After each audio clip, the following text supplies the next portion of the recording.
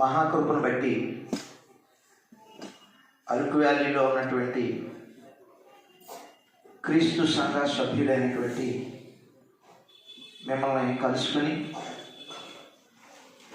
దేవుడు నాకు ఇచ్చినటువంటి వాక్యమును నీతో పంచడానికి దేవుడు అనుగ్రహించినటువంటి మహాకృపను బట్టి ప్రత్యేకించి దేవుడికి నేను సదా రుణిస్తున్నాను.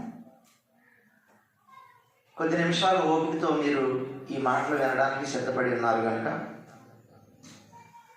ఆత్మీయంగా మిమ్మల్ని ఇంకా నేను చెప్పేటటువంటి దైవ మాటలు మిమ్మల్ని బలపరచాలని కోరుకుంటూ ఉన్నాను.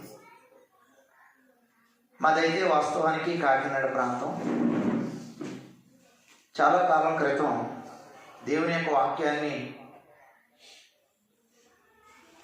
వివరించడానికి పరిచర్య చేయడానికి దేవుడు నన్ను అనకాపల్లి ప్రాంతానికి నడిపించాడు.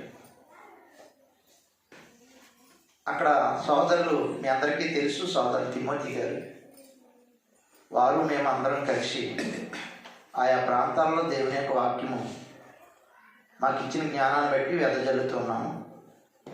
అందులో భాగంగా మా సహోదరులు నరసింహ్ గారు కూడా మా దగ్గర సహవాసం చేస్తూ మరింత లోతైన విషయాలు అక్కడ ఆయన నేర్చుకున్నారు. ఆయన ఉన్నటువంటి సంఘాన్ని ఈరోజు దర్శించడానికి దేవుడు అవకాశం ఇచ్చాడు కనుక కొద్ది నిమిషాలు నేను మీతో దేవుని యొక్క వాక్యం మాట్లాడబోతూ ఉన్నాను. ముందుగా అపోస్తుల కార్యాలు 9వ అధ్యాయం 31వ వచనాన్ని మనం ఒకసారి చదువుకుందాం, తద్వారా ముందుకెళ్దాం. అపోస్తుల కార్యములు చదవగలిగినటువంటి పురుషులైనటువంటి వారు ఈ వాక్యాన్ని చదివితే మనం ముందుకు వెళ్దాం. కావున యూదయ గలిలయ సమరయ దేశములందు అంతటా సంఘము క్షేమాభివృద్ధి నొందుచు సమాధానం కలిగి ఉండే మరియు ప్రభునందు భయమును పరిశుద్ధాత్మయ ఆనందము ఆదరణయు కలిగి నడుచుకొనుచు విస్తరించుచుండెను. చాలు. అపోస్తుల కార్యాలు అనేటువంటిది ఒక ప్రత్యేకమైనటువంటి గ్రంథం బైబిల్లో. మత్తయి సువార్త నుండి యోహాను సువార్త వరకు క్రీస్తు జీవితం గురించి తెలియజేస్తే ఆ క్రీస్తు యొక్క జీవితం తెలుసుకుని ఆ క్రీస్తు యొక్క జీవితాన్ని తెలుసుకుని సంఘంగా ఏర్పాటు చేయబడింది అపోస్తుల కార్యంలో. అంటే అపోస్తుల కార్యాల గ్రంథంలో సంఘం ఏర్పాటు చేయబడింది. తరువాత పత్రికలు ప్రారంభమవుతాయి. అంటే ఇటు సువార్తలకి ఇటు పత్రికలకి వారధి ఏంటంటే అపోస్తుల కార్యాలు. ఈ అపోస్తుల కార్యాలలోనే సంఘం ఏర్పాటు చేయబడింది. అపోస్తుల బోధన బట్టే సంఘం ఏర్పడింది. మొట్టమొదటిగా పేతురు గారికి వర్తమానం ఇచ్చినప్పుడు అక్కడ అపోస్తులందరూ బోధిస్తూ ఉన్నారు. 2వ అధ్యాయంలో ప్రత్యేకించి పేతురు బోధిస్తూ ఉన్నప్పుడు 3,000 మంది ఒకేసారి బాప్తిస్మా పొంది సంఘంగా ఏర్పాటు చేయబడ్డారు. ఎన్ని వేల మంది అండి? 3,000 మంది. అది క్రీస్తు ప్రభు సంఘం. క్రీస్తు శకం 33వ సంవత్సరంలో మొట్టమొదటిగా క్రీస్తు సంఘం 3,000 మందితో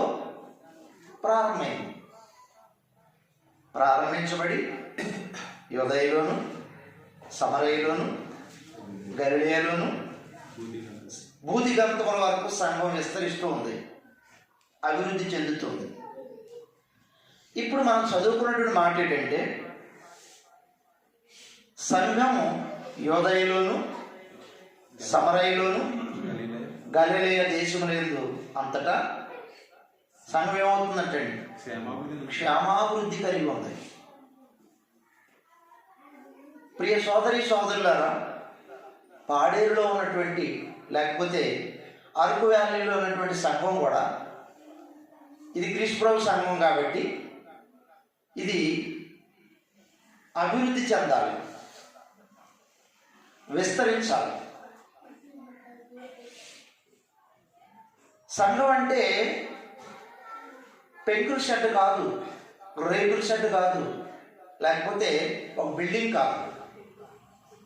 గురజాడ అప్పారావు అనేటువంటి ఒక ఆయన, అప్పారావు గారు తెలుసు కదండి, ఆయన ఏమన్నారంటే దేశం అంటే మట్టి కాదు, దేశం అంటే మనుషులు అన్నారు.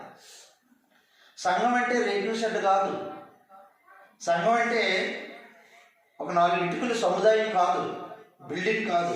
ఎవరండి? మనమే, మనుషుల యొక్క సముదాయం. సంఘాన్ని దేవుడు పిలిచి, లోకంలో ఉన్నటువంటి వ్యక్తులను పిలిచి, పాపంలో ఉన్నటువంటి వ్యక్తులను పిలిచి, దేవుని వాక్యం చేత వారిని రక్షించుకొని, యేసుక్రీస్తు ప్రభు యొక్క రక్త ప్రోక్షంలో వారిని రక్షించుకొని సంఘంగా ఏర్పాటు చేయబడినటువంటి వారు. ఈ సంఘము ప్రతిరోజు కూడా అభివృద్ధి చెందాలి, ప్రతిరోజు అభివృద్ధి చెందాలి. అభివృద్ధి చెందాలంటే ముందుగా ఏర్పాటు చేయబడినటువంటి వ్యక్తులు, ముందుగా నమ్మినటువంటి వ్యక్తులు, వాళ్ళు ఏం చేస్తే అభివృద్ధి అవుతుంది, వాళ్ళు ఏం చేస్తే అభివృద్ధి. ఈరోజుని ప్రియమైనటువంటి వాళ్ళారా, ప్రపంచంలో ప్రజలందరినీ దేవుడు పిలిచాడు. సంఘం అంటే పిలువబడిన వారే కదండి. సంఘం అంటే ఎవరండి? పిలువబడిన వారు. ఎవరిని దేవుడు పిలిచాడు? ఎంతమందిని దేవుడు పిలిచాడంటే, మనము కీర్తన గ్రంథం 50వ కీర్తనకి వెళ్తే, మొదటి చరణానికి ఒకసారి మనం వెళ్తే, ప్రపంచంలో ఉన్నటువంటి ప్రతి ఒక్కరిని దేవుడు పిలిచాడు. కావాల్సి వస్తే ఒకసారి చదవండి. కీర్తనల గ్రంథం 50వ కీర్తన మొదటి చరణం. దేవాది దేవుడైన యెహోవా, దేవాది దేవుడైనటువంటి యెహోవా ఆజ్ఞ ఇచ్చుచున్నాడు. గమనించండి ప్రియులారా, దేవుడు బ్రతిమాడటం లేదు, ఆజ్ఞాపిస్తూ ఉన్నాడు. ఆజ్ఞాపించేటటువంటి స్టేజ్లో ఆయన ఉన్నాడు. ఆయన ఒక అధికారి, ఆయన ప్రపంచాధినేత, సర్వాధికారి అయినటువంటి దేవుడు. కాబట్టి ఆయన దగ్గరికి రమ్మని ఆజ్ఞాపిస్తూ ఉన్నాడు. ఎవరిని ఎంతమందిని ఆలోచన చేస్తే, తూర్పు దిక్కు మొదలుకొని పడమటి దిక్కు వరకు మరో 2 దిక్కులు ఉన్నాయి కదా, ఆ 2 దిక్కులు ప్రస్తావించలేదు అక్కడ. టోటల్గా మాట్లాడేశాడు. భూనివాసులందరినీ రమ్మనుచున్నాడు. భూమి మీద 8 దిక్కులు ఉన్నాయండి, 4 దిక్కులు ఉన్నాయి. ఈ 4 దిక్కుల్లో ఉన్నటువంటి జనాంగాన్ని అంతటినీ కూడా పిలుస్తున్నాడు ప్రభు. కనుక ప్రభునందు ప్రియమైనటువంటి సోదరి సోదరులారా, ప్రపంచంలో ఉన్నటువంటి ప్రతి ఒక్కరిని దేవుడు పిలుస్తూనే ఉన్నాడు. మనం క్రొత్త నిబంధనకు వెళితే మత్తయి సువార్త 11వ అధ్యాయము 28వ వచనం మనందరికీ తెలిసిన వచనం, పరిచయమైనటువంటి వచనం, కంఠస్థ వచనం. ఏంటంటే, ప్రయాసపడి భారం మోసుకొనిచున్న సమస్త జనులారా నా యొద్దకు రండి, నేను మీకు విశ్రాంతిని కలిగితే. అక్కడ పిలుపులోను ఇక్కడ పిలుపులోను కొంచెం తేడా ఉంది. ఇక్కడ ప్రయాసపడేవారు కావాలి. ఇక్కడ ప్రయాస అంటే మీ అందరికీ తెలుసు. ప్రయాస అంటే కష్టపడడం, శ్రమపడడం. అంటే ఇప్పుడు ప్రభు ఎవరిని పిలుస్తున్నాడు? కష్టపడేవారు కావాలి, ప్రయాసపడేవారు కావాలి. ఏదైనా అభివృద్ధి చెందాలంటే కష్టపడితేనే కానీ ఏది అభివృద్ధి చెందదు. ప్రయాసపడితేనే కానీ మనం ఏది కూడా ఏమవుదండి, అభివృద్ధి చెందదు. ప్రభు పిలిచినటువంటి వ్యక్తులు కష్టపడేవారై ఉండాలి. ప్రభు పిలిచినటువంటి వ్యక్తులు ప్రయాసపడేవారై ఉండాలి. ఫర్ ఎగ్జాంపుల్, మీరు ఏదైనా పని ప్రారంభిస్తే, అది ఇల్లు కట్టడమైనా, ఒక ఆఫీస్ భవనం కట్టడమైనా, లేదా ఒక పొలం పని అయినా, యజమానిగా ఉన్నటువంటి వ్యక్తులు కొంతమంది ఆ పనికి పిలుస్తారా, పిలవండి? ఎవరిని పిలుస్తారు? సోమరిగా ఉండేవాడిని పిలుస్తారా? ఎవరు పిలుస్తారండి? ఆ పనికి కష్టపడేవారు పిలుస్తారు, ఆ పనికి ప్రయాసపడేవారు పిలుస్తారు. ప్రభు కూడా సంఘం అనేటువంటి ఒక వ్యవస్థ ఉంది. ఆ వ్యవస్థలోనికి జాయిన్ అవ్వడం కోసం, అందులోకి వచ్చిన తర్వాత దాన్ని అభివృద్ధి చేయడానికి కష్టపడేవారిని ప్రభు పిలుస్తున్నాడు. ప్రయాసపడి భారం మోసుకుంటున్న సమస్త జనులారా నా యొద్దకు రండి.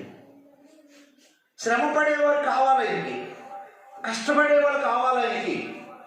శ్రమ పడేవారు, కష్టపడేవాళ్ళు ఉంటే సంఘం అభివృద్ధి అవుతుంది, సంఘం విస్తరిస్తుంది. సంఘం విస్తరించాలనే ప్రభు కోరిక, సంఘం అభివృద్ధి చెందాలనే ప్రభు యొక్క అభిలాష. మనమైనా మన ఇల్లు అభివృద్ధి అవ్వాలి, మన కుటుంబాలు అభివృద్ధి చెందాలి. అభివృద్ధి చెందాలంటే కుటుంబంలో ప్రతి ఒక్కరూ కష్టపడే వాళ్ళు అయి ఉండాలి. ఒకరు కష్టపడితే ఆ కుటుంబం ఎప్పటికైనా కుంటుపడే అవకాశం ఉంటుంది.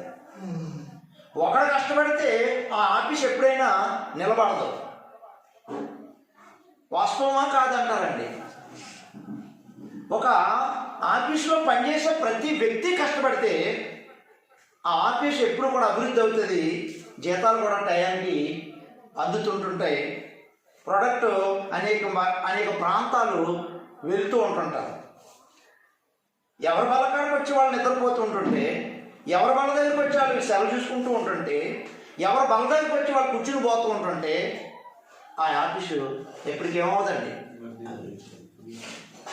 సంఘాన్ని దేవుడు కుటుంబంతో పోల్చాడు, సంఘాన్ని దేవుడు శరీరంతో పోల్చాడు, సంఘాన్ని దేవుడు ఏమన్నారంటే సమాజంతో పోల్చాడు. కుటుంబాలు అభివృద్ధి చెందాలి, సమాజం అభివృద్ధి చెందాలి, శరీరం బాగుండాలి. కనుక ప్రియ సోదరి సోదరులారా అలా చేయాలి. ఒక మాట చూడండి ఒకసారి. కొరింథీయులకు రాయబడినటువంటి పత్రిక, కొరింథీయులకు రాయబడినటువంటి మొదటి పత్రిక 15వ అధ్యాయము 58వ వచనాన్ని ఒకసారి మీరు ప్రేమతో చదవాలని మనం చేస్తూ ఉన్నాం.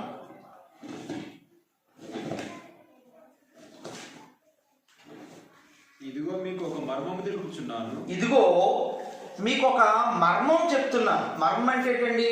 సీక్రెట్. దాన్ని చెప్తున్నాడట ప్రభు. ఇదిగో మీకు ఒక మర్మముని నేను తెలియజేయుచున్నాను. మనమందరము నిద్రించము కానీ 15:58 అండి, 58 కాగా నా ప్రియ సహోదరులారా, కాగా నా ప్రియ సహోదరులారా, మీ ప్రయాసం ప్రభువునందు. ఈ కొరింథీయులకు రాయబడినటువంటి పత్రిక మనకు ఎవరు రాశారు మనకు తెలుసు. ఎవరు రాశారండి? పౌలు గారు రాశారు. ఎవరికి రాశారు? కొరింథీ పట్టణంలో ఉన్నటువంటి సంఘానికి రాశాడు. ఎంత గౌరవంగా పిలుస్తున్నాడు ఆయన అండి. నా ప్రియ సహోదరులారా, చదవండి. మీ ప్రయాసం ప్రభువునందు, మీ ప్రయాసం ప్రభువునందు వ్యర్థము కాదని ఎరిగి స్థిరులను కదలని వారును ప్రభు కార్యాభివృద్ధి అందు ఎప్పటికీ కూడా మీరు ఏమై ఉండాలంటండి? ఆసక్తి కలిగి ఉండాలి. చాలండి వీళ్ళారా, ఒక విషయం మీరు అందరూ గమనించండి.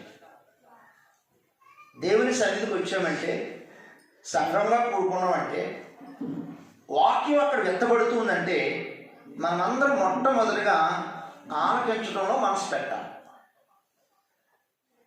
ఆలకించడం అంత గొప్పదా ఏమండి? ఆలకించడం అంత గొప్పదా? ఎస్. 81వ కీర్తనలో 8వ చరణంలో ఎక్కడ అంటాడు? ఆలకించండి అంటాడు.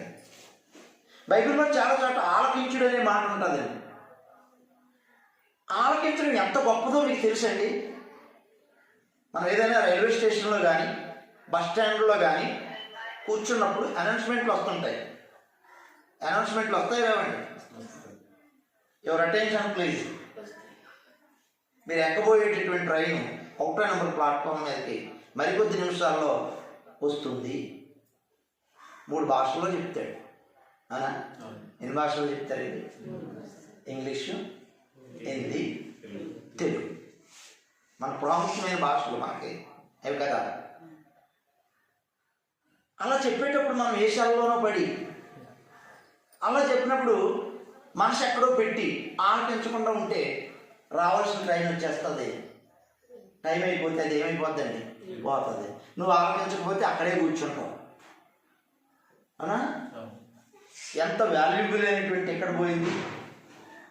ఒక 1000 రూపాయలు పెట్టి హైదరాబాద్ టికెట్ తీసుకున్నాం. చాలా ముందుగానే సమయానికి వచ్చావు, కానీ అక్కడ కూర్చుని ఆలకించకపోవడం వల్ల నీ ట్రైన్ ఏమైపోయింది, వెళ్ళిపోయింది. ఆలకించకపోవడం వల్లే ఎంత నష్టం జరిగిందంటే నువ్వు వెళ్ళవలసిన ట్రైను వచ్చేసి. ఈరోజుని మన పిల్లలు వేలకు వేలు లక్షలకు లక్షలు పోసి కాన్వెంట్లకి కాలేజీలకి పంపిస్తున్నాం. అవునండి, ఎంత ఖర్చు అవుతుంది ఇప్పుడు? నిజంగా అక్కడికి వెళ్ళి వాడు ఆలకించకపోతే ఇంజనీర్ అవ్వగలడా, డాక్టర్ అవ్వగలడా, ఏమండి ఏదైనా ఎంప్లాయ్ అవ్వగలడా? ఎందుకు అవ్వలేకపోతున్నాడు? డబ్బు అయితే పోయింది, చదువు ఉంది, అక్కడికి వెళ్ళి ఏం చేయలేదండి, ఆలకించడం లేదు. ఈరోజున దేవుని మందిరంకి వచ్చి, చర్చెస్కి వచ్చి, చర్చ్ బిల్డింగ్లోకి వచ్చి దేవుని మాటలు మనం ఆలకించడం చాలా చాలా అవసరం. ఆలకించడానికి అభివృద్ధికి చాలా సంబంధం ఉంది. ఆలకించడానికి అభివృద్ధికి ఆలకించిన వాడే అనుసరిస్తాడు, అనుసరించిన వాడే ఏదైనా చేయగలడు. విచిత్రం ఏంటంటే, బాధాకరమైన సంగతి ఏంటి తెలుసండి, దేవుని వాక్యం వినాలి, విన్నదాన్ని గ్రహించాలి, గ్రహించిన దాన్ని గైకొనాలి. ఇప్పుడు ఏంటంటే వింటున్నారు, గ్రహించడం లేదు, గ్రహిస్తున్నారు, గైకొనడం లేదు. ఇది చాలా బాధాకరమైన విషయం. వినడం ఎంత అవసరమో గ్రహించడం కూడా అంతే అవసరం. గ్రహించడం ఎంత అవసరమో గైకొనడం కూడా అంతే అవసరం. సరేనండి, మొట్టమొదటి శతాబ్దంలో పెంతెకొస్తు అనేటువంటి పండుగకి చుట్టుప్రక్కల ఉన్నటువంటి దేశాల్లో ఉన్నటువంటి యూదులందరూ కూడా వచ్చారు, ఒక చోట కూడుకున్నారు. అనేకమైనటువంటి భాషలు, సుమారు ఒక 16 భాషలు కలిగినటువంటి వ్యక్తులందరూ కూడా జనాంగాలు అక్కడికి వచ్చి కొన్ని లక్షల్లో కూడుకున్నారు. పేతురుకు వచ్చింది ఒకటే భాష, అది చేపల భాష. అంతేనండి, పేతురుకు వచ్చిన భాష ఏం భాష అండి? ఒకటే భాష. అన్ని భాషలోకి ఆయన చెప్పలేడు, కానీ ఆయన మాట్లాడే ప్రతిదీ పరిశుద్ధాత్ముడు అందరి భాషల్లోకి ఏం చేశాడండి, ట్రాన్స్లేట్ చేశాడు. వాళ్ళు కూడా ట్రాన్స్లేట్ చేస్తుంటే చక్కగా పేతురు బోధించినటువంటి బోధ ప్రారంభం నుంచి చివరి వరకు శ్రద్ధగా ఆలకించారు. ఆలకించినటువంటి ప్రతి ఒక్కరు కూడా బోధ అయిపోయిన తర్వాత పేతురు దగ్గరికి వచ్చి, మేము ఏం చేయాలి రక్షణ పొందడానికి?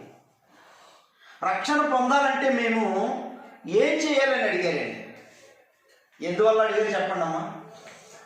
ఆలకించడం వల్ల అడిగారా? ఆలకించలేకపోవడమా?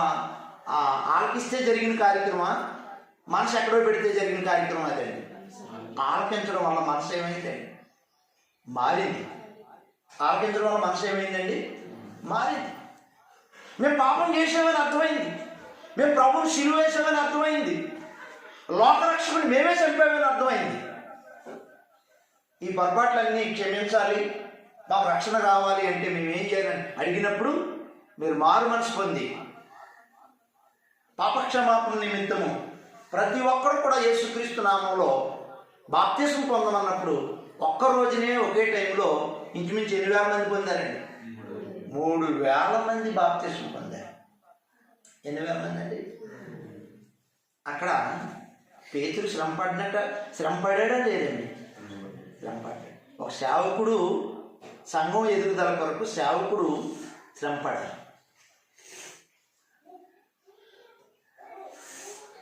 చర్చ్ బిల్డింగ్ దగ్గర రావడానికి, దేవుని మాటలు ఆలకించడానికి, చర్చ్ బిల్డింగ్ శుభ్రం చేయడానికి, ఆత్మను సంపాదించడానికి సంఘం కూడా ఏం చేయాలండి? శ్రమ పడాలి. అందుకే ప్రభు ఎవరు పిలుస్తున్నాడండి? ప్రయాసపడి భారం మోసుకుంటున్న సమస్త జనులారా నా యొద్దకు రండి. ఒక ఆయన ఒక చిన్న కథ చెప్పాడు. ఏంటో కదంటే, ఒక ఇంట్లో ఒక అందమైనటువంటి బొమ్మ ఉందట. ప్రతిరోజు ఆవిడ దాన్ని చూసి మురిసిపోతుందటండి. ఇంటి ఓనరు చాలా అందమైనటువంటి ముచ్చటైన బొమ్మ. రోజుకు ఒక రకమైనటువంటి డ్రెస్ వేస్తుంది దానికి. ఒక రోజున అది కనపడలేదు, తప్పిపోయింది. అంటే ఎవరో దాన్ని దొంగిలించారు. 3 నెలల వరకు కనపడలేదటండి. అది ఎన్ని నెలలు? 3 నెలలు అయిపోయిన తర్వాత ఒక రోజుని ఆవిడ తలుపు తీసి బయటకు వచ్చేటప్పుడు ఆ బొమ్మ అక్కడ ఉందట. ఎక్కడ? ద్వారబంధం దగ్గర ఉందటండి. బొమ్మతో పాటు ఒక ఆల్బమ్ కూడా ఉందటండి. ఏంటి? బొమ్మ ఆల్బమ్ తీసుకొచ్చిందా అని అనుకుంటుంది. బొమ్మ ఎలా తీసుకొస్తుంది అంటే, ఈ బొమ్మను పట్టిపోయిన వారు ఎవరో ఆల్బమ్ పెట్టారని ఆల్బమ్ తిరగేస్తుంది. ఈ ఆల్బంలో బొమ్మ రకరకాల ప్లేస్లో ఉందటండి. బొర్రా గృహాల దగ్గర ఉంది, ఈఫిల్ టవర్ దగ్గర ఉంది, కలకత్తా బ్రిడ్జి దగ్గర ఉంది. ప్రపంచంలో అందమైనటువంటి ప్లేస్లు ఎక్కడెక్కడైతే ఉన్నాయో అన్ని చోట్ల ఉందటండి. ఏంటి? ఈ బొమ్మ అంటే అన్ని చోట్ల తిరిగేసింది. బొమ్మ అన్ని చోట్ల తిరిగేసింది. అన్ని ప్రాంతాల్లో, అంత అరుదైన ప్రాంతాల్లో ఫోటో దిగి వచ్చేసింది. బొమ్మలో మాత్రం ఏం మార్పు లేదటండి. ఎందుకని? ప్రాంతాలు మారాయి, ప్లేసులు మారాయి. బొమ్మ అప్పటి నుంచి ఒకలాగా ఉందండి. ఎందుకంటే అది బొమ్మ. ఏంటంటే అది బొమ్మ అండి. ఈరోజు క్రైస్తవులు కూడా ఎలా ఉన్నారు తెలుసండి? వారానికి ఒక బోధ, వారానికి ఒక 2 బోధలు, ఏమండి, బైబిల్ తరగతులు, ఆ తరగతులు, ఈ తరగతులు, ఎన్నో క్లాసులు వింటున్నారు. కానీ ప్రజల్లో ఏం లేదండి, మార్పు లేదు. ఎందుకంటే అది బొమ్మ కాబట్టి మారదు. మనం బొమ్మలం కాదు, మనుషులు, మనస్సాక్షి కలిగిన వాళ్ళు, మారు మనసు పొందవలసినటువంటి వాళ్ళు. కనుక ప్రతి బోధ మనకు ఒక నీతి పాఠం కావాలి. ప్రతి బోధను బట్టి మనం మార్పు చెంది నా ద్వారా క్రీస్తు సంఘం ఎలాగ అభివృద్ధి అవ్వాలనేటువంటి ఆలోచన ప్రతి క్షణం మనకు కలగాలి. కనుక యోదయలో, సమరయలో, గలిలయలో క్రీస్తు సంఘం ఏమవుతుందటండి? అభివృద్ధి చెందుతుంది. ఈరోజు చాలా ప్రాంతాల్లో అభివృద్ధి లేదు. ఉన్నవాళ్ళే ముక్కలైపోతున్నారు. ఉన్నవాళ్ళే 10 సంఘాలు పెడుతున్నారా లేదండి? పెడేస్తున్నారు. ఇంకేం అభివృద్ధి ఉంది? చీలికలు ఉన్నాయి తప్ప అభివృద్ధి అనేటువంటిది. అలా చీలిస్తే అది ప్రభు సంఘమా? అలా చీల్చే వాక్యానుసారమా? అలా చీలిపోతే కుళ్ళు కుట్రలతో కక్షలతో జీవితాన్ని గడిపితే అది క్రీస్తు సంఘమేనా? ఆలోచించేది.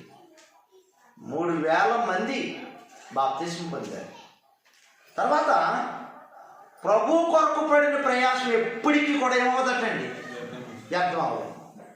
మనిషి 2 రకాలుగా నమ్ముకున్న తర్వాత 2 రకాలుగా ప్రయాసపడుతూ ఉంటాడు. అవునా కాదు చెప్పండి? నెంబర్ 1, భౌతికంగా మనం బ్రతకడం కోసం ప్రయాసపడతాం.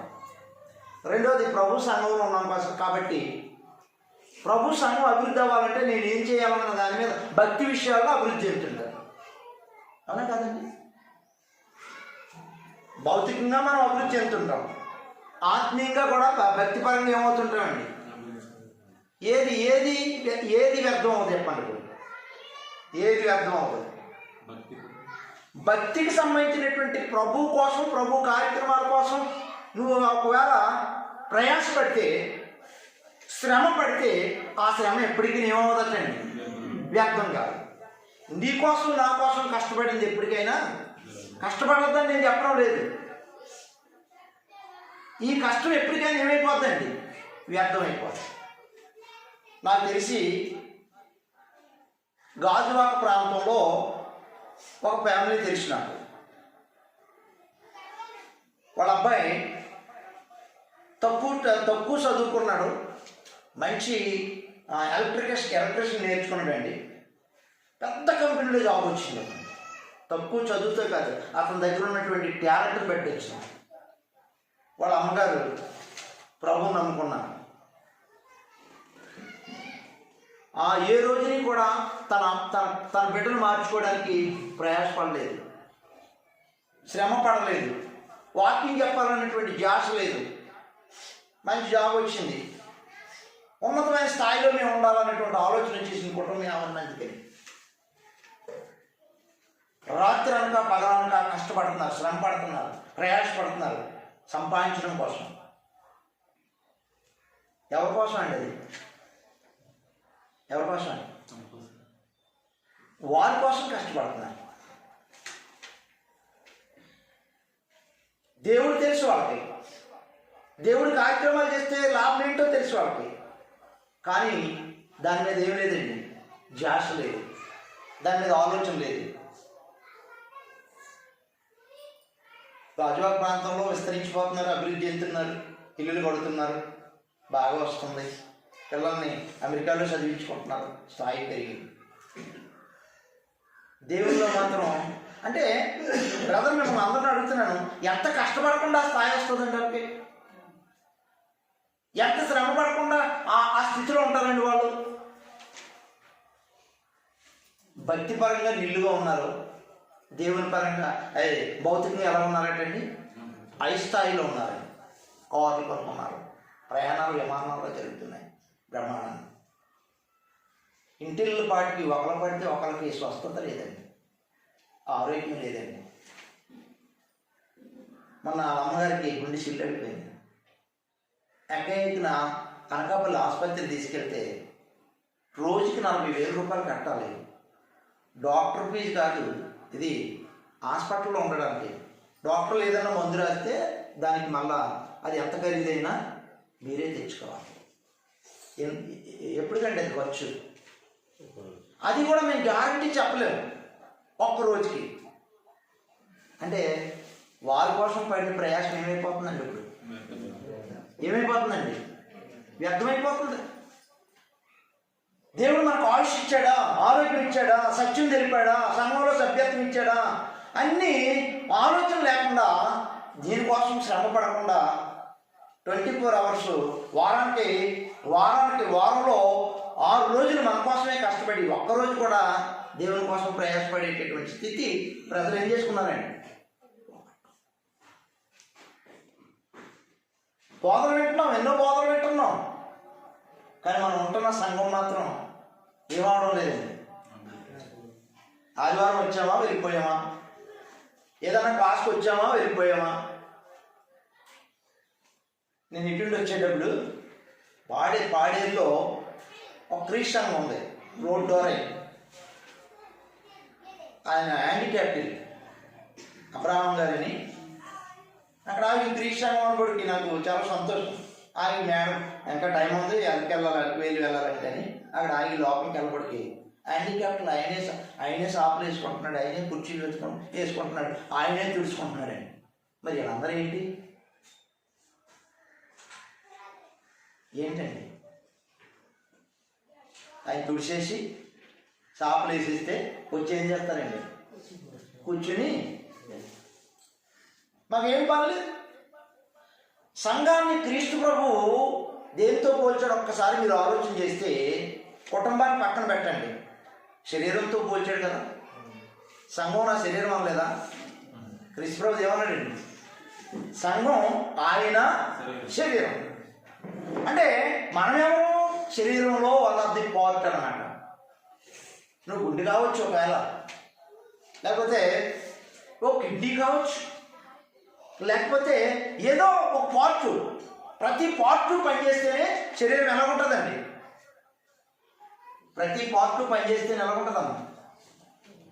శరీరం చాలా సంతోషంగా ఉంటుంది. కన్ను పని చేయకపోయినా, పళ్ళు పని చేయకపోయినా, నాలుగు పని చేయకపోయినా ఏమండి శరీరం గుండుపడుతుందా? గుండుపడదా? ఈరోజు క్రీస్తు సంఘంలో ప్రతి ఒక్కరూ ఎవరికి ఇవ్వబడిన తలాంతులు బట్టి వాళ్ళు పనిచేస్తే ఆ సంఘం ఏమవుద్దండి? యెరూషలేములోనే కాదు, యోదయలోనే కాదు, సమరయలోనే కాదు, అరకు వ్యాలీలో కూడా ఏమవుతుందటండి? అభివృద్ధి చెందేస్తారు. ఎంతగా చెందాలి? ఎవరి వంతు పని వాళ్ళు ఏం చేయాలండి? ఈరోజుని ప్రయాసపడడానికి మనం ప్రయాసపడితేనే ఏదైనా సంపాదిస్తాం, కష్టపడితేనే ఏదైనా సంపాదిస్తాం. ఒక ఇల్లు అయినా, ఒక ఉద్యోగం అయినా, ఒక ఆఫీసులో జాబ్ అయినా, ఏదైనా మనం ప్రయాసపడితేనే మనం ఏమవుతామండి? సంపాదించిన తర్వాత సుఖం వస్తుందా? రాదండి. ఇల్లు కట్టేటప్పుడు చాలా శ్రమ పడతాం, ఇంకా అన్నీ వేసేసిన తర్వాత, కుర్చీలు వచ్చేసిన తర్వాత హ్యాపీగా ఉంటుందండి మనం. ఇవన్నీ ఏం నేర్పుతుందో తెలుసండి? ఇటుగ్గా ఉన్నని చెప్పు దానికి విలువ లేదు, కంకరగా ఉన్నని చెప్పు దానికి విలువ లేదు. అన్నీ ఒక దిక్కున ఏకమైతేనే ఒక రూపం వస్తుంది అక్కడికి. సంఘంలో ఉన్నటువంటి ప్రతి ఒక్కరు కూడా ఎక్కడెక్కడో ఉండిపోవడం కాదు, ఏదేదో చేయడం కాదు, వాళ్ళందరూ ఏమవ్వాలండి? ఏకం అవ్వాలి ప్రతి పని కోసం. శ్రమ పడాలి. ఒక రోజుని ఒక ముగ్గురు ఫ్రెండ్స్ వెళ్ళిపోతున్నారటండి. అందులో ఒకటికి ఒక మాట వినబడ్డదటండి. కోరకనే చిన్న అర్థం కావడం కోసం చెప్తున్నాను కొన్ని. మీరు కొంత దూరం వెళ్ళినట్లయితే ఒక నది ఉంది, అది ఎండిపోయి ఉంది, దాంట్లో అరుదైన రాళ్ళు ఉన్నాయి. మీరు వెళ్తూ వెళ్తూ రాళ్ళు కొంచెం అవసరమైన రాళ్ళు, అవి ప్రాముఖ్యమైన రాళ్ళు ఏరుకుని వెళ్ళండి అని వస్తే వాడు చెప్పాడట మిగిలిన ఫ్రెండ్స్కి, ఇదిగో కొంత దూరం వెళ్తే ఒక నది ఉందట, ఆ నదిలో మంచి రాళ్ళు ఉన్నాయి, ఏరుకుని వెళ్తే నాకు ఉపయోగపడతాయని ఒక ఆయన చెప్పారు. పెద్ద ఆయన వెళ్దామంటే ఈడేదో వెర్రోళ్ళ ఉన్నాడు, రాళ్ళట నది అంట ఏరుకోవడం అంట అనుకుని సరే వెళ్ళారు. నదిలో కనపడ్డది, ఆ రాళ్ళు సంచి నిండా ఏరుకుంటున్నాడు. ఈడో అక్కడ పిచ్చోళ్ళ ఉన్నాడు, రాళ్ళు ఏరేసుకుంటున్నాడు ఏంటి దీన్ని నిండాను అనుకుని వీడు ఏరుకోలేదు. పోన్లే, ఎందుకో మనవాడు కొంచెం చెప్తున్నాడు కాబట్టి 2 జేబులు టైర్లు కుట్టించాడు కదా, 2 జేబులు టైర్లు కుట్టించాడు, ఈ జేబులో ఒకటి ఈ జేబులో ఒకటి వేసుకుందారని 2 కూడా అనుకున్నాడట. ముగ్గురు ఫ్రెండ్స్ కదా, ఏదో 2 వేసుకున్నాడు, నాకు అవసరం లేదు, పెద్ద రాళ్ళు ఏరుకోవడం ఏంటి అనుకుని 3వ వాడు అసలు ఏమీ ఏరుకోలేదట. సరే, నిండా ఏరుకున్నవాడు ఎలా ఉంటుందండి? నిండా ఏరుకున్నవాడికి మోసుకెళ్ళాలంటే ఎలా ఉంటుంది బ్రదరు? చాలా భారం, బరువు, మూట మొయ్యలేకపోతున్నాడు అంటండి. నేను చెప్పాను కదా, అందుకే నాకు 2 వేసుకుంటే అంత సింపుల్గా నడుతుందో, ఆ 2 వేసుకోలేదురా నేనేంటి అంత సింపుల్గా నడుతున్నాను అన్నాడు వీడు. ఎవరో 3వ వాడు అసలు తీసుకోలేడు. సరే, ఇంకొక ఊరు దాటిన తర్వాత అలాగా ఒక వ్యాపారి వెళ్తూ ఏంటి బాబు మూట అని అడిగితే, రాళ్ళు ఏరుకున్నాం బాబు అంటే ఒకసారి చూపించమంటే ఒక రాయి తీసి ఓ అలా ఎలా చూసి, ఈ రాయి నాకు అమ్మేస్తావా? ఎంత ఇస్తారు ఏంటండి? ఒక రాయికి ఒక 50 లక్షలు ఇస్తాను. ఎలా ఉన్నదండి? ఒక రాయికి ఎంత ఇస్తానన్నట్టే 50 లక్షలు. ఎన్ని రాళ్ళు ఉన్నాయండి ఇంటి దగ్గర? సంచులు ఉన్నాయంటే 2వ వాడికి ఎలా ఉంటుంది చెప్పండి రాదు? ఇప్పుడు 2వ వాడికి చెప్పండి అమ్మా ఎలా ఉంటుంది ఇప్పుడు? అది రాత్రి అంతా తిట్టేవాడిని, ఎలా మోస్తావరా అని అడిగా, మేము మాత్రం మొయ్యం అంటే 2వ వాడు కనీసం 2 తిప్పితే వాడికి ఎంత వచ్చింది? 1 కోటి రూపాయలు వచ్చాయి. లాడు గుద్దుని ఎడిసేస్తున్నాడంటే పక్కన తిప్పిపోయి. ఎక్కడ 3వ వాడు అసలు తీసుకోలేదు కదా వాడు. ప్రయాసపడడం వల్ల, కష్టపడడం వల్ల ఏమండి సుఖం అనుభవిస్తామండి ఎప్పటికైనా, అవునా కాదండి? ప్రియులారా, దీని అర్థమేంటి తెలుసండి? బుధవారం రా, ఒక రాయి ఏరుకో. ఎవరైనా ఇంటి దగ్గర క్లాస్ జరుగుతుంది, అక్కడ రా, ఇంకొక రాయి ఏరుకో. లేకపోతే ఆదివారం ఆరాధన రా, ఇంకొక రాయి ఏరుకో. అలా ప్రయాసపడి ప్రతి బోధన నువ్వు ఏం చేసుకోవాలి? సంపాదించుకో. అది ఎప్పటికీ ఏమవుదండి? ఏమవదు, వ్యర్థం అవ్వదు. ప్రభు కోసం ప్రయాసపడుతున్నావు. ఈరోజు ఒక వాక్యం నేర్చుకున్నావు, ఇంకొక రోజు ఒక వాక్యం నేర్చుకున్నావు. ఆ నేర్చుకున్న వాక్యాన్ని బట్టి ఎలా నడవాలో ఆలోచన చేస్తున్నావు. అలా ఆలోచన చేయడం వల్ల నీ తలంతులు వాడుతున్నావు. అలా ఉండడం వల్ల నువ్వు ఉంటున్న సమయం ఏమవుతుందండి? అభివృద్ధి అవుతుందా లేదా? ఒక విషయం చెప్తానండి నేను, మీరేమనుకోరు. ఫస్ట్ ఆఫ్ ఆల్ 8,000 మంది బాప్తిజం పొందారండి? 3,000. 8,000 మంది అండి? 3,000. రెండవ అధ్యాయము 47 వచనం చదవండి. 2వ అధ్యాయం 47 వచనం. ఆనందంతోను నిష్కపటమైనటువంటి హృదయంతోను ఆహారం పుచ్చుకొని చుండిరి. మరియు ప్రభు రక్షణ పొందుతున్న వారిని 41 చదవండి. 41 బ్రదర్, 41 చదివితే 4 చదవండి. అపోస్తుల కార్యాలయం 4. కాబట్టి అతని వాక్యం అంగీకరించిన వారు బాప్తిస్మం పొందిరి. ఆ దినమందు ఇంచుమించు 3,000 మంది చేర్చబడి 41 చదివారు కదా ఇప్పుడు? 41 చదివారు. ఫస్ట్ ఎంతమంది బాబు బ్రదర్? 3,000 మంది. 4 చదవండి. అపోస్తుల కార్యాలయం. వాక్యము విన్న వారిలో ఏమండి? నేను ముందే చెప్పాను. ఏం చెప్పాను? కీర్తనలు 81:8 ఏం చెప్తుందన్న? ఆలకించమని చెప్పాను. దేవుని సన్నిధికి వస్తే ఏం చేయాలి మనం? ఆలకించాం. ఇప్పుడు ఆలకిస్తే మనం ఏం చేస్తాం? అంగీకరిస్తాం. ఆలకిస్తే ఏం చేస్తామండి? వాక్యాన్ని ఏం చేస్తాం? అంగీకరిస్తాం. అలా అంగీకరించిన వారు ఫస్ట్ 3,000 మంది అయితే, రెండోసారి పురుషుల సంఖ్య 8,000 మంది అండి? 5,000. అంటే అక్కడ 3,000 మంది కాకుండా ఇక్కడ పురుషుల సంఖ్య ఎంతమంది అండి? 5,000. పురుషులే చెప్పాడు కానీ మళ్ళీ స్త్రీ అని చెప్పలేదు. ఒకవేళ భార్య భర్తలు ఇద్దరు అంగీకరిస్తే ఎంతమంది అయి ఉంటారంటారు? 10,000 మంది అంటారు. ఫస్ట్ ఎంతమంది అండి? 3,000 మంది. ఇప్పుడు 10 వేసుకోండి. లేదు, మనం మేబీ చెప్పలేకపోవచ్చు. భార్య భర్తలో కలుపు అంగీకరించి పురుషుల సంఖ్య అనుకోండి. 3, 5 ఎంత అండి? 8,000. అంటే యెరూషలేములోను, యోదాయిలోను, సమరయలోను సంఘం ఏమవుతుందండి? అభివృద్ధి చెందుతుంది. దేంట్లోనూ? సంఖ్యలోనేనా? నాణ్యతలో కూడా ఎదుగుతుంది. ఈరోజు సంఘం కొన్ని చోట్ల సంఖ్యలో ఎదుగుతారు, నాణ్యతలు ఎదగదు. కొన్ని చోట్ల నాణ్యతలో ఉంటారు, సంఖ్య ఉండదు. వాళ్ళు ఏమంటారంటే, మాకు సంఖ్య ఎందుకు బ్రదరు? వాళ్ళు ఎంతమంది ఎక్కారు? 8 కదా, మనం అలా 8 సాగించేద్దాం. దేన్ని సాగించేస్తారండి? అంటే కొన్ని సంఖ్యలు సరిపడేసుకుంటారండి జనాలు. ఏమా మనం 15 మందితో ఉండిపోదామా? సహోదరులారు, అరకు వ్యాలీలో ఉన్నటువంటి సంఘం 15 మంది అనుకోండి, లేకపోతే 20 మంది అనుకోండి. ఎన్ని సంవత్సరాలు చూసినా 20 మందితో ఉండిపోదామా? అలా అనుకుంటామా? మన కుటుంబాల్లో అలా అనుకో. సంఘం సంఖ్యలోను నాణ్యతలను ఏమవ్వాలండి? ఏమండి? 3,000 మందికి వాక్యం చెప్పినట్టు ఎంతమంది అండి? 12 మంది.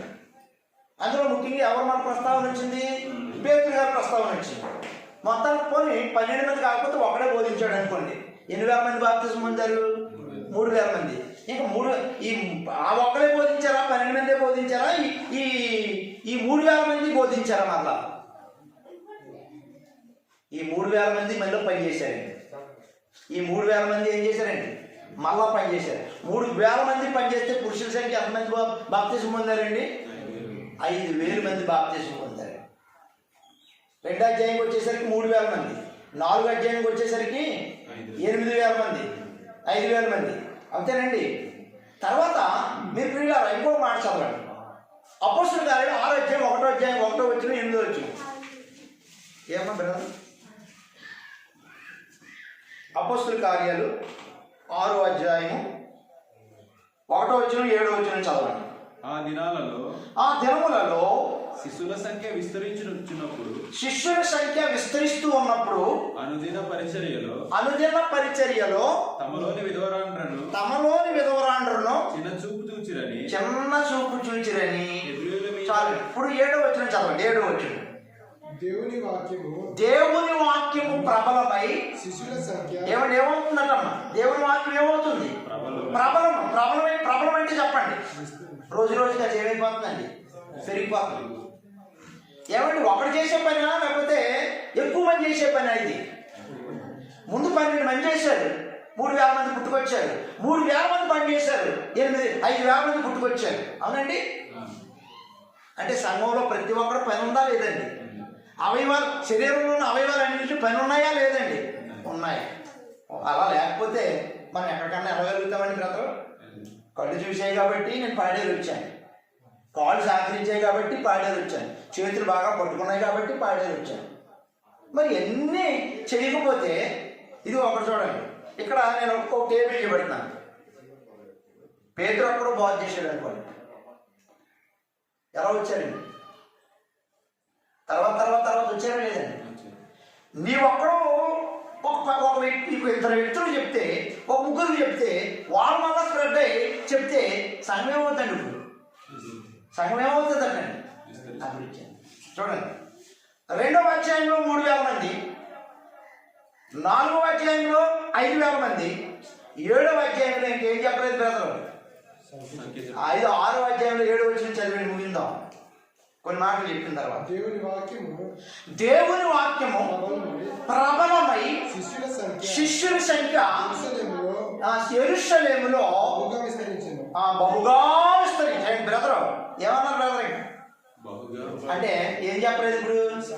అక్కడేమో 2,000 చెప్పాడు, అది 3,000 చెప్పాడు, తర్వాత ఏమో 5,000 చెప్పాడు. ఇక్కడ సంఖ్య చెప్పలేదు. ఏమైపోతున్నారటండి? బహుగా. బాప్తిస్మాలు పొందలేని రోజు ఒకటి లేదు. అనుదినము రక్షణ పొందుతున్న వారిని క్రీస్తు ప్రభు ఎక్కడ చేర్చుకుంటున్నాడంటండి? అంటే అనుదినము ప్రాసెస్ ఏం జరుగుతుందండి? రక్షణ పొందే కార్యక్రమాలు జరుగుతున్నాయి. అంటే అలా ప్రతిరోజు రక్షణ జరుగుతున్నాయి. అంటే ప్రతి ఒక్కరు ఏం చేస్తున్నారండి?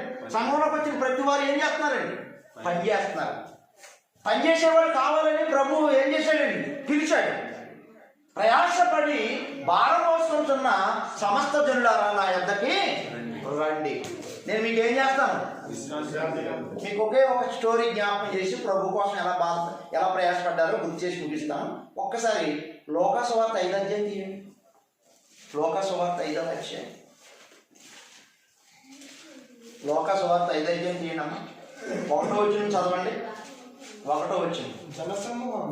జనసమూహము దేవుని వాక్యము వినుచు ఆయన మీద పడుచుండగా. ఆగండి. దేనికోసం పడ్డారండి ఆయన మీద? వాక్యం వినడం పడుతున్నారట మీద. ఎంత ప్రయాసపడుతున్నారండి? దేనికోసం బ్రదరు?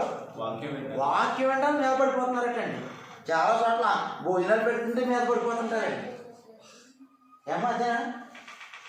ఏదైనా అక్కడ బట్టలు బయట పెడుతున్నారంటే మీద పడిపోతారండి. కోట ఎత్తుంటే మీద పడిపోతారండి. రైస్ ఎత్తుంటే. అంతేనా బ్రదరు? అంతేనా? భోజనాలు పెట్టుకుంటే ఎక్కడైనా భోజనం పెడితే ఎలా ఉంటాయి చూడండి. లైన్కి వెళ్ళరండి, మీద పడిపోతారండి. కంచం ముందు పెడుతుంటారండి. కానీ వాక్యం వినడానికి ఏసుప్రభు మీద పడిపోతున్నారటండి. నీవు చెప్పే మాటలు మాకు కావాలి బాబు మీద పడిపోతున్నారటండి. అంటే వాక్యం కోసం ఏం పడుతున్నారండి? అప్పుడు ప్రయాస. వాక్యం కోసం కష్టపడాలి, వాక్యం కోసం ప్రయాసపడాలి. వాక్యం కోసం కష్టపడితే, వాక్యం కోసం ప్రయాసపడితే ఎంత లాభమో చూపిస్తాను మీకు. చూడండి ఎంత లాభమో చూపిస్తాను. సరే, ప్రభు వాళ్ళందరికీ బోధించలేని పరిస్థితి ఏర్పడిపోయింది. అక్కడ వాక్యం వింటా లేదండి. 2 ఉన్నారు. పడవలు పడుకుంటున్నారట, వలలు పడుకుంటున్నారట. ఏండి ఇక్కడ జనమేమో దేనికోసం ప్రయాసపడుతున్నారండి? వాక్యం కోసం. వాళ్ళిద్దరేమో దేనికోసం ప్రయాసపడుతున్నారు? పడవలు కడుక్కోవడం ప్రయాసపడుతున్నారు, వలలు కడుక్కోవడం ప్రయాసపడుతున్నారు. కానీ ఒక్క చేప కూడా వాళ్ళకి పడలేదు. అవునండి, వాళ్ళ ప్రయాసం అంతా ఏమైపోయిందండి? వ్యక్తమైపోయింది.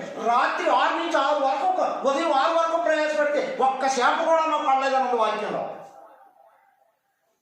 యేసుప్రభు వచ్చి, అయ్యా నా మీద పడిపోతున్నారు, వాళ్ళకి వాక్యం బోధించడానికి అవకాశం లేదు, మీ ధోని కాస్త నాకు ఇస్తే దాని మీద నిలబడి నేను వాక్యం బోధించేస్తానంటే, ఏమండి కొంచెం నాకు ఇలా దగ్గరికి ఇలా దొయ్యండి అంటే చిన్న శ్రమ పడ్డారండి. తొయ్యడం కష్టమా కాదు చెప్పండి, కొంచెం శ్రమ పడ్డారు.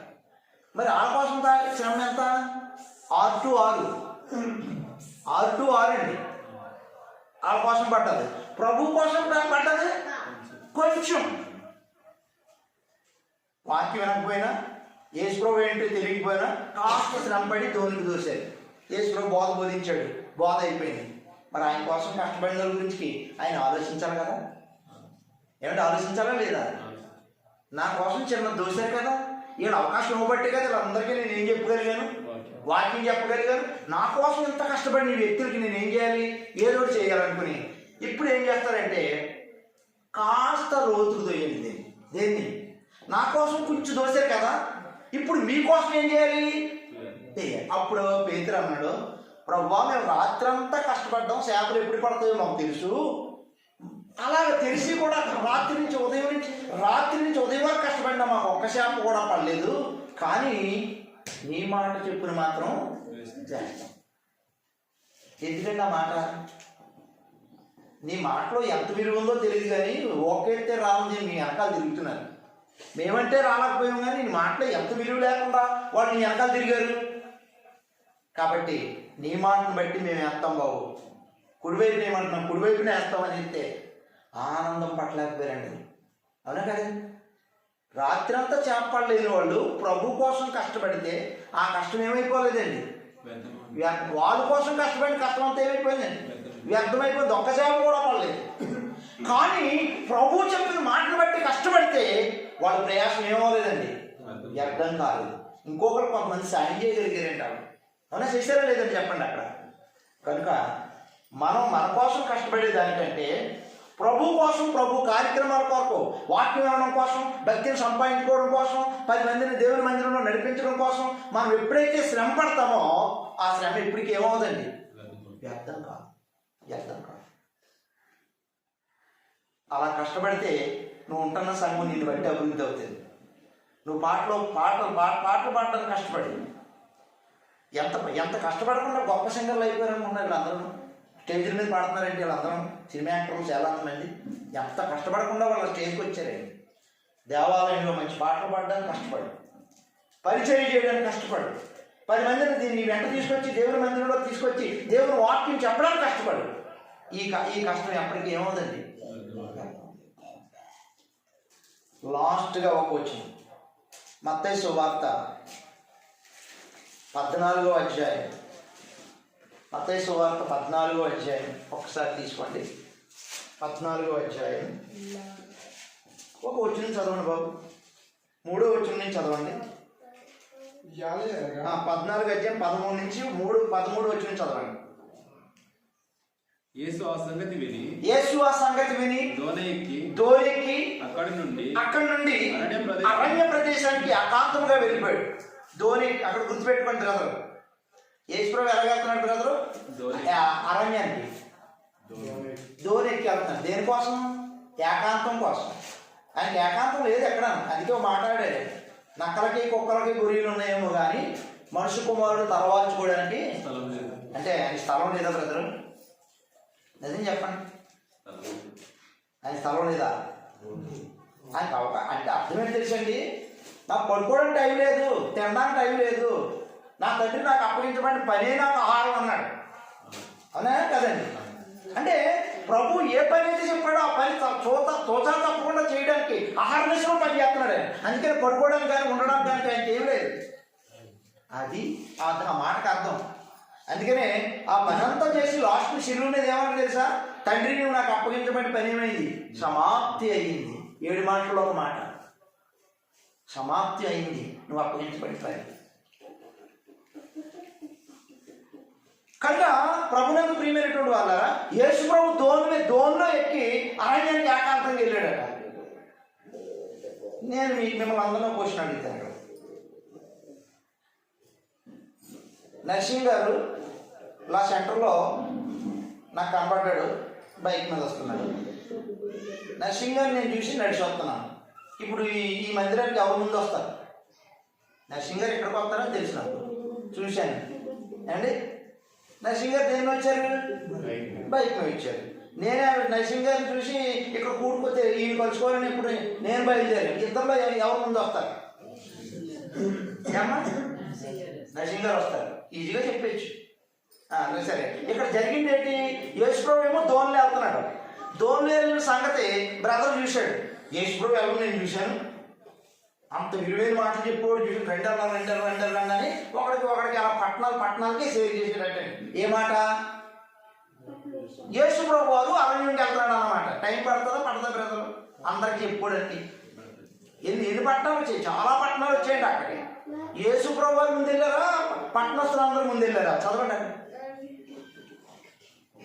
జనసమూహం ఆ సంగతి విని, ఏ సంగతి? యేసుప్రభు వెళ్తున్నాడు అన్న సంగతి విని పట్టణముల నుండి కాలినడకని ఆయన కంటే ముందు వచ్చి.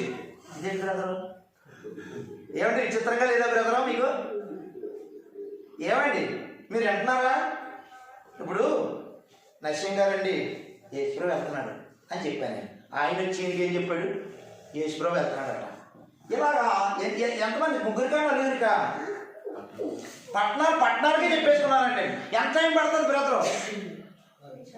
సరే, పట్టణాల్లో మీరు ఊహించండి. పట్టణాలు జనం అంతా కూర్చారు కదా, అందులో పిల్లలు ఉన్నారు, యవనస్తులు ఉన్నారు, ముసలు 3 గుంపులు ఉన్నారని పరిగెట్టినారు. అక్కడ కాలినడకని వెళ్తున్నారని ఉంది. ఇదే మాటలో మార్కు గారితో పాటు మత్తయ్య గారితో పాటు మార్కు కూడా రాశాడు. 6:33 వచ్చింది చదవండి. 6:33 వచ్చింది. 6:33 అండి. వారు వెళ్ళుచుండగా అంటే వారంటే ఎవరు? యేసుప్రభు వారు వెళ్తుండగా జనులు చూచి అనేకులు ఆయనే గుర్తెరిగి సకల పట్టణాల నుండి అక్కడికి కాలినడకను పరిగెత్తుకొని. ఏమండి బ్రదరు ఎలా వెళ్ళారు? ఎంతమంది? కొన్ని పట్టణాలు, అందులో ముసలోళ్ళు, అందులో పరుషోళ్ళు, అందులో ఎవరండి? యవనస్తులు. కుర్రోళ్ళు పరుషోళ్ళు బాగా పరిగెట్టేస్తారండి. మరి ముసలోళ్ళ సంగతి ఏంటి? వాళ్ళు కూడా పరిగెట్టారంటే పరిగెట్టారు. వాళ్ళు పరిగెడితే ఎలా ఉంటుంది గొడవ? చెప్పండి. ఏమండి బ్రదరు? యేసుప్రభు ముందు వెళ్ళారా, ఈయన ముందు వెళ్ళారు? ఎంత విచిత్రం అండి. అంటే ప్రభు వాక్యం కొరకు వాళ్ళు ఎంత కష్టపడుతున్నారో అర్థమైందా లేదా? చాలా మంది అండి. నేను ఎవరి దగ్గర వెళ్ళేటప్పుడు మీ ప్రేయర్ ఇప్పుడు ఎన్ని గంటల బ్రదర్ అని అడుగుతాను. బ్రదర్ 10 గంటలు. నేను ఎన్ని గంటలు ఉండాలనుకుంటాను? 10 నిమిషాలైనా ముందు ఉండాలనుకుంటాను. 10 నిమిషాలని అనకాపల్లి అవతల ఎక్కడో దూరం నుంచి బ్రదర్ మీ ఆరాధన ఎప్పుడు రావాలనుకుంటున్నాను బ్రదరు అని అడిగానండి. బ్రదరు అరకువేలిలో 10 గంటల బ్రదర్ అన్నారు. నేను ఎప్పుడు వచ్చాను చెప్పండి? ఎప్పుడు వచ్చాను బ్రదర్? అరగంట ముందు వచ్చాను. అరగంట ముందు రావాలంటే నేను ఎప్పుడు లేవాలి? అందులో చిన్న బండి, అది ఏంటది? చిన్న బైక్ అండి, స్కూటీ. రోడ్డు కనపడలేదు నాకు. మా ఎవడే చూద్దారనుకుంటుంది, ఎక్కడ కనపడలేదు. అరకంటే ఇది అంటుంది. అది కొత్తది ఉండి అక్కడ అంటున్నాను నేను. మరి వీళ్ళు ఎంత కష్టపడి వెళ్ళకుండా యేసుప్రభు వారికి అంటే ఒక పెద్ద 4-5 ఊర్లు కదిలిపోయి అక్కడ ఉన్నారటండి. యేసుప్రభు వారికి ఆశ్చర్యం వేసేసినట్టండి. ఆయన ఏం చేసుకున్నాడు? రెస్ట్ తీసుకుందారని అనుకున్నాడు. ఈయన చూసి రెస్ట్ అక్కర్లేదు. నాకు వచ్చిన తరుణాన్ని ఉపయోగించుకుని, అవకాశాన్ని ఉపయోగించుకుని వీళ్ళందరికీ ఏం చెప్పాలి? వాక్యం చెప్పాలని వాక్యం బోధించేసిన తర్వాత ఎంత శ్రమపడి వచ్చారు కదా, ఎంత కష్టపడి వచ్చారు కదా, నా కోసం ఎంత ప్రయాసపడి వచ్చారు కదా, వాళ్ళు సమృద్ధిగా భోజనం పెట్టాలి. అంటే ఏం పెట్టాలి బాబు? కిందకి వెళ్తే ఆ 3-4 ఊరు నుంచి వచ్చినటువంటి కొన్ని వేల మంది, సుమారు 15,000 మంది అయిపోతారు. అందరికీ సమృద్ధిగా ఏం పెట్టాడు బాబు? భోజనం పెట్టాడు. మన ప్రయాస, మన కష్టం అంతా బ్రదర్ ఎందుకోసం? ఈ జానపట్టు కోసం కదా. ఏండి నువ్వు ఎన్ని తిప్పలు కూడా ఎవరిని మోసం చేయి, ఎవరిని దగా చేయి, ఇవన్నీ ఎందుకోసం చేస్తున్నారండి? ఈ జాండ పొట్ట నింపుకోవడం కోసం, ఆ జాండ పొట్ట నింపడం కోసం సమృద్ధి అయిన భోజనం పెట్టి ప్రభు ఇంటికి పంపించాడా లేదా? ప్రభు కోసం మనం ఎవరైతే కష్టపడతామో, వెళ్ళి ఒక 10 మందిని తీసుకురావడానికి 10 మందిని తీసుకురావడం అంటే కష్టమా కదా బ్రదర్? వద్దాంలే అమ్మా అని ఒకళ్ళు అంటారు, చూద్దాంలే అమ్మా ఒకళ్ళు అంటారు, నమ్ముకుంటారులే అమ్మా అని ఒకళ్ళు అంటారు. ఏమండి, చిన్న విషయం కాదండి సంఘం కట్టబడడం అంటే, సంఘం పెంచడం అంటే చిన్న విషయం కాదండి. ఎంత శ్రమ పడితేనో, నీ టాలెంట్ ఉపయోగిస్తేనో, ప్రభు భక్తిని ఉపయోగిస్తేనో వాళ్ళు రారండి. పిల్లరా, ఒక మొక్క బాగా పెంచబడాలంటే ఖరీదైన కుండీ కాదు, దానికి కావాల్సిన మట్టి అవసరం. ఖరీదైన కుండీలు ఎదుగుతుంది అనుకోకండి. ఎంత మంచి కుండీలు వేసినా మట్టి సరైనది కాకపోతే అది ఎదగదండి. ఏమండి, అధునాతనమైనటువంటి బిల్డింగులు కాదండి సంఘం బాగా ఎదగడానికి. ఏముంటే చాలండి, సత్యవాక్యం ఉంటే సంఘం ఆటోమేటిక్గా ఎదుగుతుందండి. కనుక ప్రియమైనటువంటి వాళ్ళ జారి పడ్డాడు యేసుప్రభు అక్కడ. ఎంత ప్రయాసపడి వచ్చారా, పరిగెత్తుకొని వచ్చారా అని. ఎవరు చూసినా ఎవరు చూడకపోయినా మనం దేవుని మందిరంకి వచ్చే విషయంలో ప్రయాసపడినట్లు, 10 ఆత్మలు సంపాదించే విషయంలో ప్రయాసపడినట్లు, నేను ఉంటున్న దేవాలయం శుద్ధిగా ఉండాలని నువ్వు ప్రయాసపడేటప్పుడు ఖచ్చితంగా నీ ప్రయాసం ఎవరు చూస్తారంటే దేవుడు చూస్తాడు. నీ ప్రయాసకు తగిన బహుమతిని దేవుడు ఏదో రోజుని ఇస్తాడు. నేను ఒక జిల్లా, నేను చాలా చోట్లకి అప్పుడప్పుడు, అది గొప్ప సంగతి కాదు కానీ, కేరళ కానీ లేదా బెంగళూరు కానీ ఇలాగ బొంబాయి కానీ ఇలా అనేకమైనటువంటి ప్రాంతాలు వెళ్ళాను వాకింగ్ చెప్పడానికి. వెళ్ళినప్పుడు ఒక సంఘానికి వెళ్ళాను బ్రదర్, నిజంగా చెప్తున్నాను. ఆ బ్రదర్ ఏమన్నారంటే, బ్రదర్ మా దగ్గర రెస్ట్ తీసుకుని దూరం కదా, సిటీస్ వద్దురు కానీ ఓ రోజు ముందు వచ్చేయండి అన్నారు. ముందు వచ్చి వెళ్ళాను, శనివారం వెళ్ళాను. రేపు ఆదివారం అనగా శనివారం వెళ్ళాను. శనివారం వెళ్తే ఒక ఫ్యామిలీ కార్ వేసుకొచ్చారు కదా, ఫ్యామిలీ కార్ వేసుకొచ్చారు. 2 తెరలో పాప బాబు భార్య భర్తలు 2 కార్ వేసుకొచ్చి కారు పక్కన పెట్టేసి డ్రెస్సులు మార్చేసుకున్నారు. ఇంట్లోకి వచ్చి శనివారం అండి డ్రెస్సులు మార్చేసుకుని ఒక కుర్రోడికి ఒక రకమైనటువంటి ఏదో ఇచ్చాడు చూడటానికి. 2 పిల్లలకి ఏదో పిల్లలు ఇచ్చాడు, భార్యకి ఏదో ఇచ్చాడు. ఈయన 4 కిటికీలు కూడా ఉన్నారండి. 4 కిటికీలు అంతా తుడిచేసి, అవి తుడిచేసి, ఈ తుడిచేసేసి, సాపులు తుడిచేసి, శుభ్రంగా భార్య భర్త కడిగేసేసి శుభ్రంగా ఆరిపోయిన ఫ్యాన్లు ఆయిల్ వేసిన తర్వాత అన్ని ఇవాళ శనివారమే సర్దేశారండి. అన్ని సర్దేసిపోతే ఎవరో తెలిసింది కారులో ఉండి హోదాలో ఉండి ఎంత మంచి పని చేశారేటండి. నేను కారు కాదండి, జిల్లా కలెక్టర్ అని చెప్పాడండి. ఎవరటండి? జిల్లా కలెక్టర్ అటండి. జిల్లా కలెక్టర్ అయ్యింది ఫ్యామిలీతో శనివారం వచ్చి, ఏమండి ఈ చర్చ్ బిల్డింగ్ అంతా క్లియర్గా శుభ్రం కడిగేసేసి శనివారం వచ్చేటప్పుడు సిద్ధపరిచేసి వెళ్ళిపోయారంటే ఎంత గొప్ప విషయం. సిద్ధపాటు అంటే అలా ఉండాలి. మనం ఇక్కడికి వచ్చిన తర్వాత మనం పాటలు చూసుకుంటున్నాం, ఎక్కడికి వచ్చిన తర్వాత ఏం చదవాలో చూసుకుంటున్నాం. దావీదు అంటాడు, ఉదయం చేయవలసిన ప్రార్థన నేను రాత్రే ఏం చేసుకున్నాను అన్నాడు, సిద్ధం చేసుకున్నాను అనడా లేదా?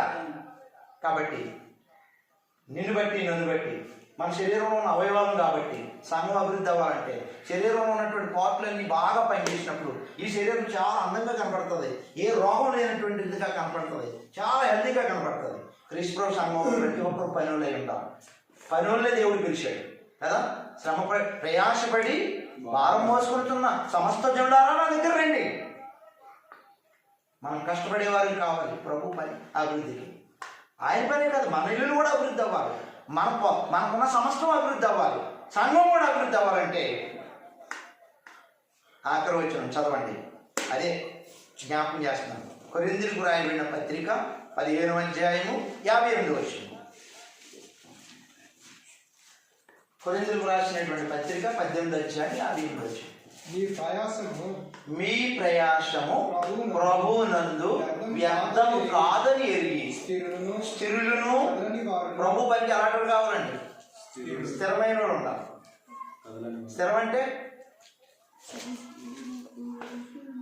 ఏమండి? స్థిరం అంటే స్థిరమైన వాడు పిల్లలు ఇస్తారు కానీ ఎవరన్నా స్థిరమైన వాడికి ఎవరు ఎవరండి?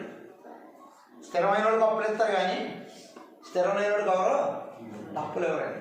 స్థిరమైన వాడికి ఉన్న పద్ధతి స్థిరం లేని వాడికి సంఘంలో ప్రతి కార్యక్రమం నువ్వు స్థిరంగా చేయాలి, బలంగా చేయాలి. అంతేగాని స్థిరమైపోయింది నేను లేకపోతే పాటలు ఎవడో పాడలేదు, నేను లేకపోతే ఆ సంఘం నడవదు అన్న స్థాయికి వెళ్ళిపోకూడదు. నిజమే, నువ్వు ఉంటేనే సంఘం అభివృద్ధి అవుతుంది. కానీ నేనుంటేనే అభివృద్ధి అవుతుంది, నేను లేకపోతే అభివృద్ధి అవుతుందనే గర్వం మనం తెచ్చుకోకూడదు. కాగా నా ప్రియ సహోదరులారా, మీ ప్రయాసం ప్రభువునందు వ్యర్థం కాదని ఎరిగి మీరు స్థిరులను కదలని వారును ప్రభు కార్యాభివృద్ధి యందు ఎప్పటికీ కూడా ఏమై ఉండాలండి. ఆదివారమే కాదు, ప్రతిరోజు ప్రభు కార్యక్రమం కొరకు మనం ఆసక్తి చూపించాలి. నేను పోయిన ఆదివారం ఒక్కడిని వెళ్ళాను, వచ్చే ఆదివారం కల్లా ప్రభు నాకు సహోదరుని దయచేయి, నాకు ఒక ఆత్మను సంపాదించుకునే జ్ఞానం నాకు, నేను ఒంటరిగా వెళ్ళకుండా జంటకి వెళ్ళే అవకాశం దయచేయి, మరొకరికి వెళ్ళే అవకాశం లేదు. నువ్వు నిజంగా మోకాళ్ళు నీ ప్రార్థన చేసినట్లయితే దేవుడి ద్వారాలు తెలుస్తాడు, ఎవరినో పరిచయం చేస్తాడు. నీ మాట కాదు, నీ చెప్పే మాటే వాడు వేదవాక్కుగా తయారవుతుంది, దేవుని వాక్యంగా మార్చబడుతుంది. ఇలా ప్రతి ఒక్కరూ కూడా ప్రతిరోజు దేవుని కొరకు ఆలోచన చేయగలిగితే నీ ఉంటున్న సమయం నిన్ను బట్టే అభివృద్ధి అవుతుంది, నేను ఉంటున్న సమయం నన్ను బట్టే అభివృద్ధి. కనుక క్రీస్తు ప్రభు సంఘం అభివృద్ధి అవ్వాలని దేవుని అనాది సంకల్పం ఉంది. అనాది సంకల్పం దేవుని కోరిక. అభివృద్ధి అవ్వాలంటే నేనేం చేయాలి? ఇంకెవరైనా క్రీస్తు ప్రభు రాకుండా ఉన్నట్లయితే, క్రీస్తు ప్రభు మాటల్లో ఇంకా మీకు ఇంకా మనసు మార్చకపోతే ఈరోజే అనుకూలమైనటువంటి సమయం. మనసు మార్చుకోండి, దేవుని వైపు తిరగండి, బాప్తిస్మం పొంది రక్షణ పొందండి, దేవుళ్ళు నడవండి. మీ అందరికీ వందనాలండి నాకు ఇచ్చిన అవకాశం పెట్టి.